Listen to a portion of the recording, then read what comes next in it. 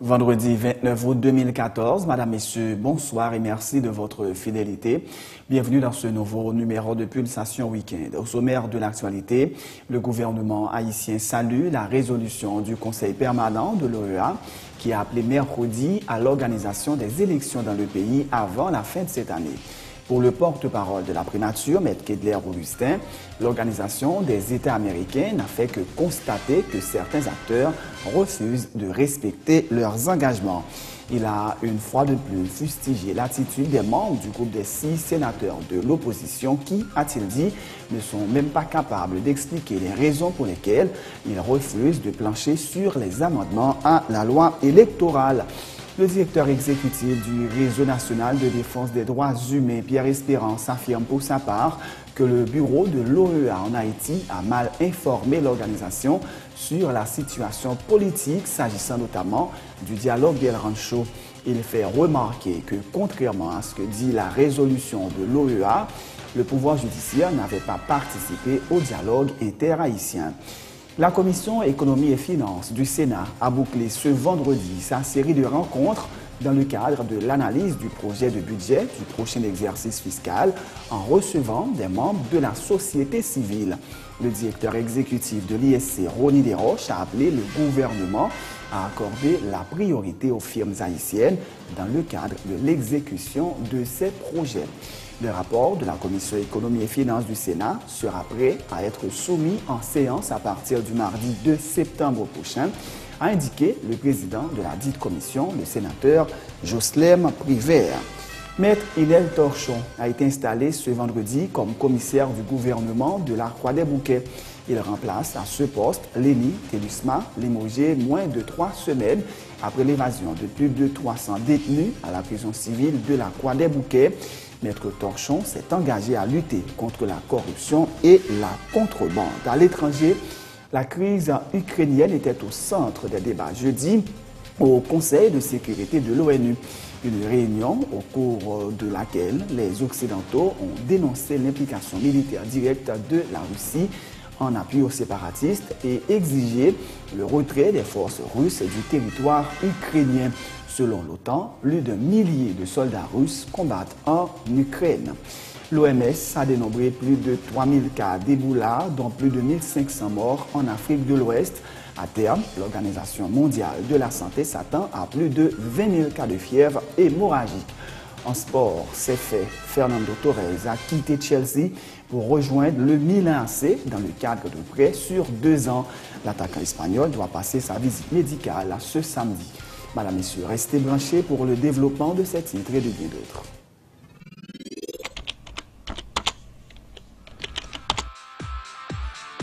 Bienvenue à cette édition d'information Pulsation, l'essentiel de l'actualité de la journée. Merci de votre fidélité. Bienvenue dans ce premier numéro de Pulsation Week-end.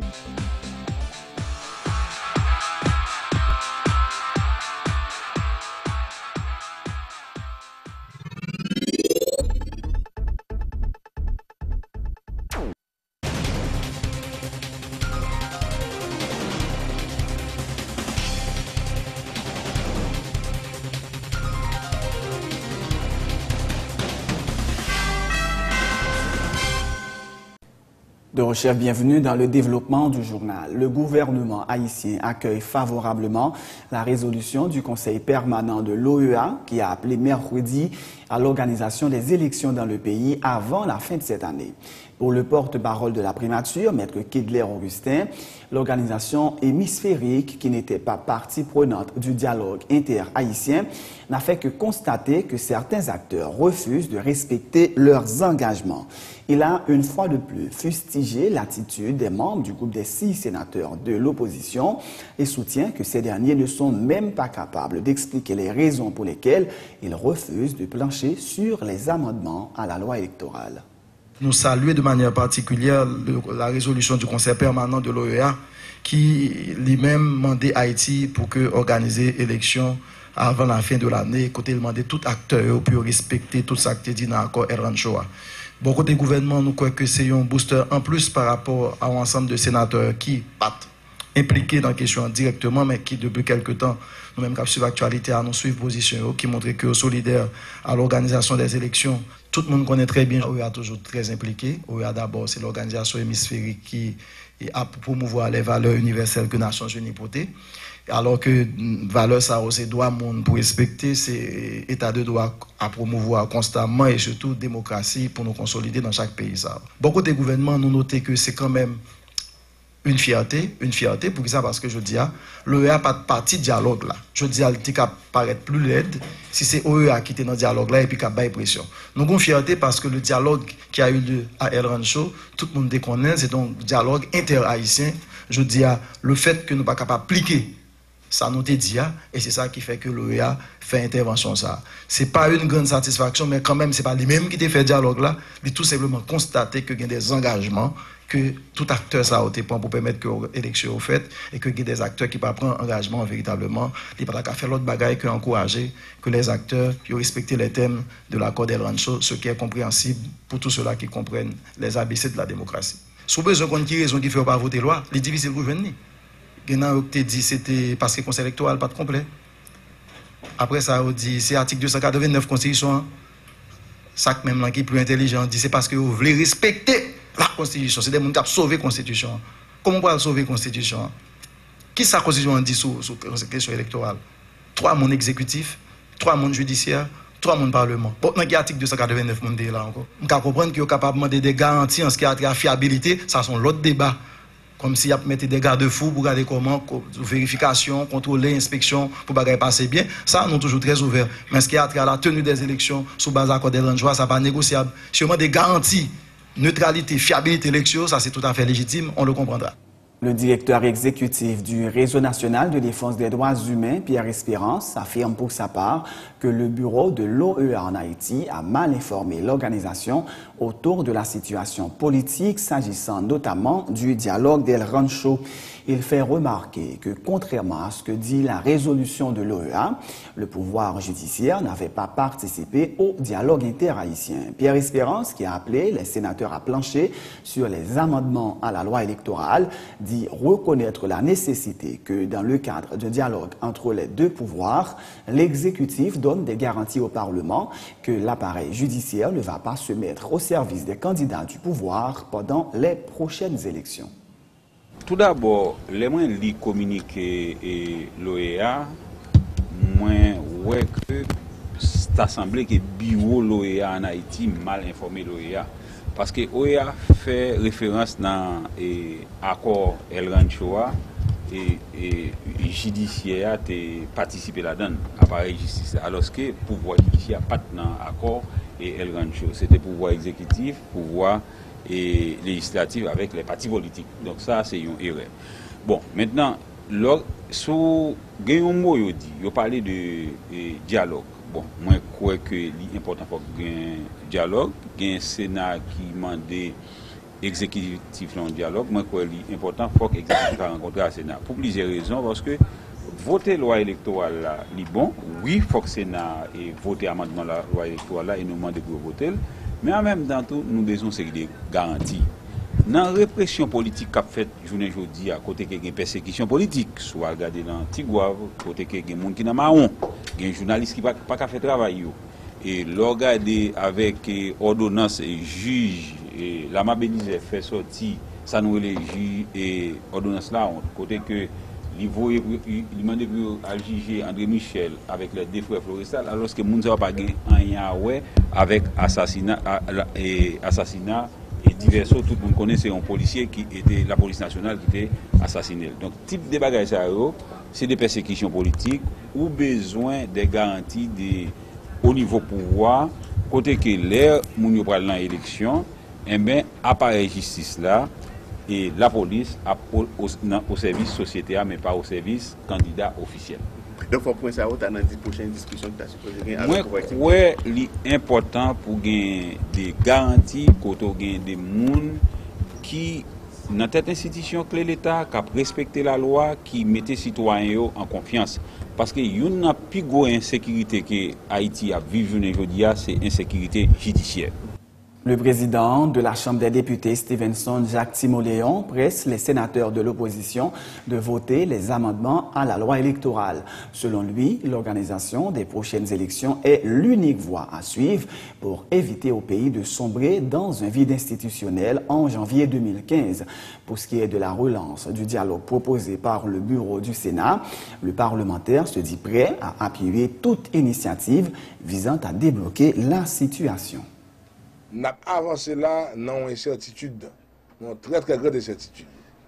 À partir du deuxième lundi de janvier, 6 sénateurs même n'ont pas avancé dans la question de l'amendement loi électorale là.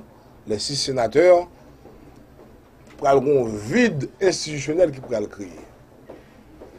Et chaque fois, si j'ai représenté, il y a toujours une tendance pour acculer l'exécutif. Nous avons demandé aux sénateurs, nos collègues sénateurs, ces 6 sénateurs, pour rejoindre nos modus operandi. Pour l'élection arrivée faite dans la fin d'année. Et une barre pour l'élection arrivée faite, si, pour ne pas rentrer dans l'article 12 de l'accord d'El Rancho, c'est l'amendement de la loi électorale. Il faut quoi attendre à ça? Parce que si que nos institutions, quelques monde bloquent l'institution, l'institution vient censée improductive. Un groupe qui rend compte que présence dans l'institution pas trop servi à grand chose parce que l'institution est bloquée, il y a qu'à tirer révérence. Et qui vient une tentative dialogue, le président Sénat a fait et avec le président de la République là, mais ça n'a pas marché. Tout ça qui visait le déblocage de cette situation, nous sommes prêts pour rentrer là-dedans parce que faut que nous éviter pays qu'on ait catastrophe ça, vide institutionnel ça, qui a annoncé pour deuxième lundi 2015 là. Et seul c'est pour nous éviter lycée, élection dans la fin d'année. Autre point de l'actualité, la Commission économie et finances du Sénat a bouclé ce vendredi sa série de rencontres avec les différents acteurs de la vie nationale dans le cadre de l'analyse du projet de budget du prochain exercice. Après avoir reçu les membres du gouvernement, les commissaires se sont entretenus ce vendredi avec des membres de la société civile. Un exercice salué par le directeur de l'ISC, Ronnie Desroches, qui informe avoir fait plusieurs recommandations aux pairs conscrits. Il a insisté sur la nécessité que l'État et le secteur privé travaillent d'un commun accord pour favoriser la croissance et le développement du pays, invitant le gouvernement à accorder la priorité aux firmes haïtiennes dans le cadre de l'exécution de ces projets. Ronnie Desroches a aussi plaidé en faveur d'une gestion plus transparente des finances publiques. Au lieu que c'est des paroles en l'air qu'a dit, nous avons ouais, comment l'État a mis en concertation avec le secteur privé pour nous dire qu'il a investi dans tel domaine et dans le domaine ça, il va gagner tel niveau de croissance dans le secteur. Donc, il est trop verbal, il n'est pas suffisamment chiffré. Et finalement, dernière recommandation que nous faisons, c'est que il est capable de beaucoup plus d'importance aux entreprises haïtiennes, aux entreprises locales, parce que au niveau des contrats publics, trop de contrats à des firmes étrangères, particulièrement des firmes dominicaines, alors que les firmes haïtiennes capables de faire ce travail-là, et ça va permettre l'économie pays à gagner beaucoup plus d'argent qui brasse là-dedans, beaucoup plus d'Haïtiens qui travaillent, beaucoup plus, n'est-ce pas, et si les Haïtiens travaillent, l'État tout lui-même est capable de joindre plus aux recettes. Donc, ensuite, il y a l'autre secteur qui parlait de l'affaire de gasoline, de diesel, d'augmentation, est-ce que l'a fait, est-ce que le pas fait, etc. Et en pile proposition était faite, en pile discussion. Mais on bagaille tout que nous insistons en pile sur tout, c'est qu'il faudrait que le gouvernement, les ministères, soient plus transparents dans ce qu'ils ont fait, qu'ils rendent compte davantage sur ce qu'ils ont fait. D'après sa commission dit nous, il y a quelques petits progrès qui commencent à faire, particulièrement Cour des comptes commence à faire un bon travail. Mais nous souhaitons qu'en matière de reddition de comptes et en matière de transparence, capable de gagner plus de progrès qui fait au cours des prochains mois et au cours de l'année fiscale cap vini. Le président de la Commission économie et finances du Grand Corps, Jocelyn Privert, déplore lui aussi que les firmes haïtiennes continuent d'être traitées en parents pauvres par l'État haïtien au profit des entreprises étrangères, notamment dominicaines. Le fiscaliste a également appelé les autorités haïtiennes à réduire l'enveloppe destinée aux dépenses de fonctionnement pour augmenter celle allouée aux dépenses d'investissement afin de favoriser la création d'emplois et réduire la pauvreté dans le pays. Jocelyn Privert a annoncé que le rapport de la Commission économie et finances du Sénat sera prêt à être soumis en séance à partir du mardi 2 septembre prochain. Nous croyons qu'il était nécessaire que pour nous rencontrer les différents acteurs. Parmi les acteurs, il y a les acteurs du gouvernement, il y a aussi les acteurs de la société civile, des secteurs organisés de la société.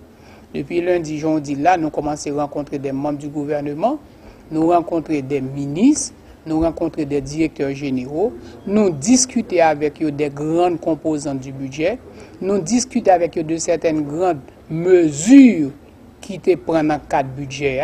Nous discuter avec eux de la gestion des lois de finances des exercices 2012, 2013 et 2013-2014.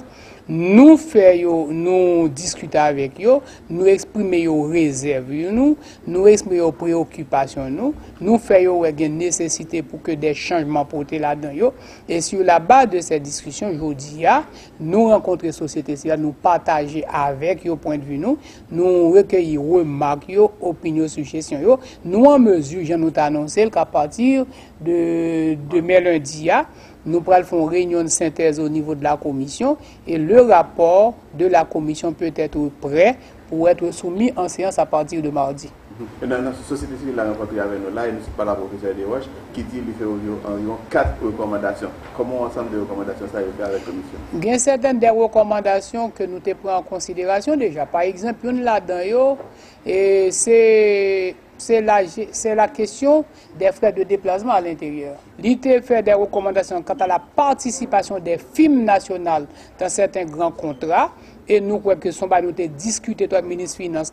Il n'est pas normal que des firmes étrangères exécutent des contrats alors que les firmes haïtiennes qui peuvent être utilisées, sont traitées en fils de parents pauvres. Il faut une ouverture pour permettre que les firmes haïtiennes progressent, croissent, joignent contrat tout. En même temps, s'il y a des contrats que firmes haïtiennes, notamment qui ont compétences là-dedans, sont obligés de faire appel aux firmes étrangères, il faudrait bien que des clauses qui permettent que partie que firme haïtienne yo ka fait a une ouverture qui pour faire pour yo gain accès à ces contrats. Tout à fait autre chose. Maître Inel Torchon a prêté serment et a été installé ce vendredi comme commissaire du gouvernement de la Croix-des-Bouquets. Il remplace à ce poste Léné Télusma, limogé quelques semaines après l'évasion de plus de 300 détenus à la prison civile de la Croix-des-Bouquets. Après avoir juré d'observer la Constitution et d'appliquer dans l'exercice de ses fonctions les lois en vigueur, Maître Torchon s'est engagé à lutter contre la corruption et la contrebande. Il a promis une juridiction opérationnelle en matière de justice et des audiences régulières avec des sièges correctionnels spéciaux dans le but d'écouler les dossiers en souffrance. Maître Torchon a aussi promis une bonne collaboration avec ses substituts, les autorités communales ainsi qu'avec la police. Je jure d'observer la Constitution, d'appliquer dans l'exercice de mes fonctions les lois en vigueur, d'aider à la distribution d'une saine et impartiale justice et de me conduire en tout comme un digne et loyal magistrat. Mon leitmotiv, c'est l'assainissement.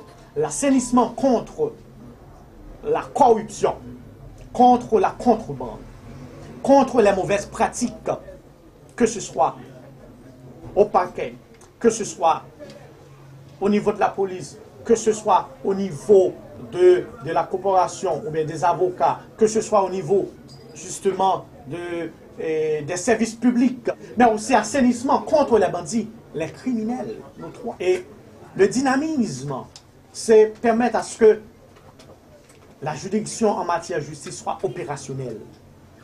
De faire en sorte à ce qu'il y ait bien sûr des audiences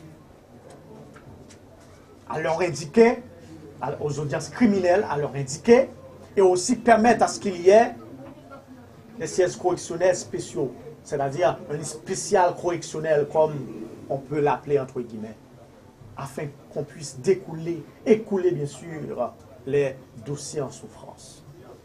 Alors je promets aussi ma collaboration avec les substituts, avec le représentant de la commune, celle ou celui qui remet la clé de la ville, Madame la mairesse.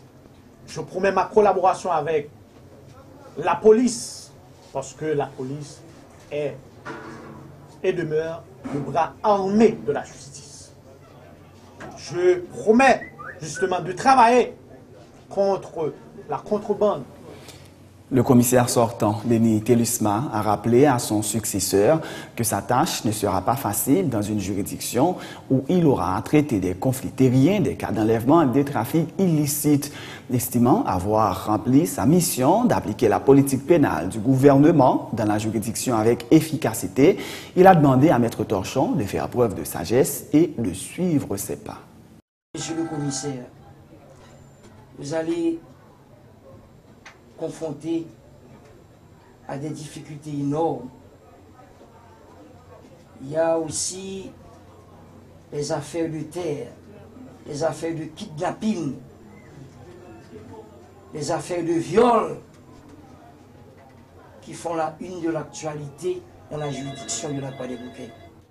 Mais ce qui est de mise, ce qui est de règle, ce qui est significatif, c'est votre sagesse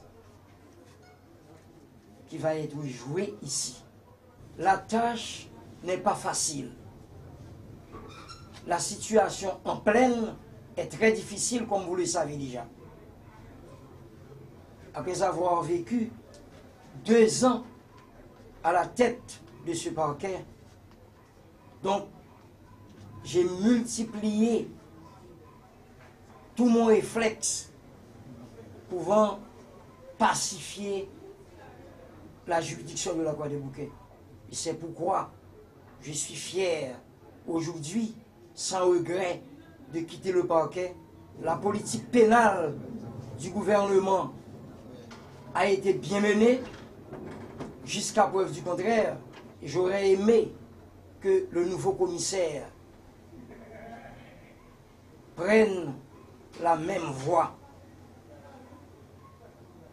en vue de travailler avec un esprit de solidarité, traiter les avocats avec un minimum de conviction morale, travailler aussi en solidarité avec les employés du parquet. Donc je pense que c'est le meilleur chemin qui conduit à la réussite, n'est-ce pas, au niveau de ce poste. C'est la fin de ce journal. Madame, Messieurs, merci de l'avoir suivi. Mais juste avant de vous quitter, voici le rappel des titres. Le gouvernement haïtien salue la résolution du Conseil permanent de l'OEA qui a appelé mercredi à l'organisation des élections dans le pays avant la fin de cette année. Pour le porte-parole de la primature, Maître Kidley Augustin, l'Organisation des États américains n'a fait que constater que certains acteurs refusent de respecter leurs engagements. Il a, une fois de plus, fustigé l'attitude des membres du groupe des 6 sénateurs de l'opposition qui, a-t-il dit, ne sont même pas capables d'expliquer les raisons pour lesquelles ils refusent de plancher sur les amendements à la loi électorale. Le directeur exécutif du Réseau national de défense des droits humains, Pierre Espérance, affirme pour sa part que le bureau de l'OEA en Haïti a mal informé l'organisation sur la situation politique, s'agissant notamment du dialogue d'El Rancho. Il fait remarquer que, contrairement à ce que dit la résolution de l'OEA, le pouvoir judiciaire n'avait pas participé au dialogue inter-haïtien. La Commission économie et finances du Sénat a bouclé ce vendredi sa série de rencontres dans le cadre de l'analyse du projet de budget du prochain exercice fiscal en recevant des membres de la société civile. Le directeur exécutif de l'ISC, Ronny Desroches, a appelé le gouvernement à accorder la priorité aux firmes haïtiennes dans le cadre de l'exécution de ces projets. Le rapport de la Commission économie et finances sera prêt à être soumis en séance à partir du mardi 2 septembre prochain. a indiqué le président de la dite commission, le sénateur Joslem Privert. Maître Inel Torchon a été installé ce vendredi comme commissaire du gouvernement de la Croix-des-Bouquets. Il remplace à ce poste Léni Télisma, limogé moins de 3 semaines après l'évasion de plus de 300 détenus à la prison civile de la Croix-des-Bouquets. Maître Torchon s'est engagé à lutter contre la corruption et la contrebande. À l'étranger, la crise ukrainienne était au centre des débats jeudi soir au Conseil de sécurité de l'ONU. Une réunion au cours de laquelle les Occidentaux ont dénoncé l'implication militaire directe de la Russie en appui aux séparatistes et exigé le retrait des forces russes du territoire ukrainien. Selon l'OTAN, plus d'1 millier de soldats russes combattent en Ukraine. L'OMS a dénombré plus de 3000 cas d'Ebola, dont plus de 1500 morts en Afrique de l'Ouest. À terme, l'Organisation mondiale de la santé s'attend à plus de 20 000 cas de fièvre hémorragique. En sport, c'est fait. Fernando Torres a quitté Chelsea pour rejoindre le Milan AC dans le cadre d'un prêt sur 2 ans. L'attaquant espagnol doit passer sa visite médicale ce samedi. C'est la fin de ce journal. Merci de l'avoir suivi. Bonne suite de programme et surtout bon week-end sur Télé Pluriel.